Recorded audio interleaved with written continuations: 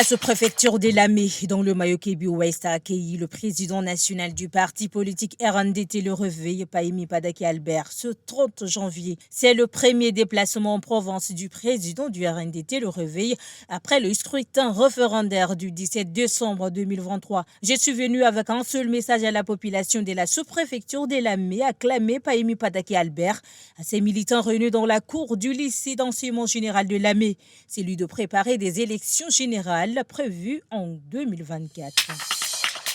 Le colonel Mahamata Bakar Nahar, par ailleurs ingénieur en génie mécanique, a conçu des fours automatiques modernes qui peuvent produire en 1 heure plus de 500 pains, communément appelés kubza. Les boulangeries mobiles alimentent par gaz du panneau solaire et l'une des machines peut fonctionner à l'aide du moteur d'une motocyclette avec un ensemble de chaînes de production de 40 sacs de farine par jour. La présentation de ces machines a été faite ce mercredi 30 janvier.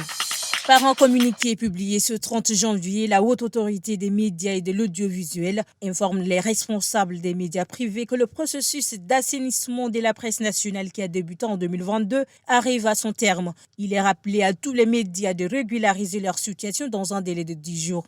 Elle indique que ce processus s'est voulu inclusif et participatif dès son lancement, comme en témoignent les visites dans les rédactions et les séances publiques de présentation et de validation des données organisées par l'autorité de régulation en présence de chaque promoteur ou de patron de presse indéménant.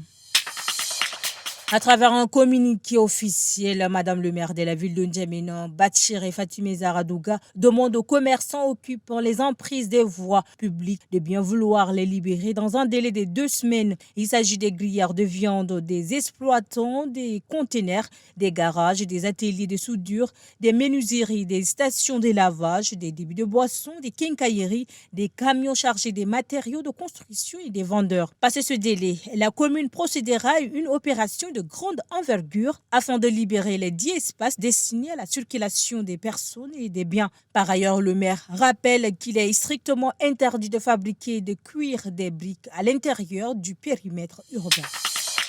Le président de la République du Cameroun, Paul Biya, a reçu ce 30 janvier en audience au palais de l'Unité une délégation ministérielle tchadienne conduite par le ministre d'État Mahamat Ahmad Alabo. Cette délégation est composée des ministres des Finances et du Budget Tahir Hamid Giling et des hydrocarbures Ndolonodi Alix Neimbaye. À la question de savoir si le profit des membres de la délégation ne serait pas un indicateur des sujets abordés avec le président Paul Biya, le ministre d'État tchadien a tout d'abord souligner la position centrale du Cameroun au sein de l'espace CEMAC, le seul pays qui partage des frontières avec les 5 autres États membres de la communauté. Ensuite, il a rappelé que le Tchad est un pays enclavé dont les seules voies de sortie sur la mer sont les ports de Douala et de Kribi par lesquels passent le produit et les marchandises en direction de son pays.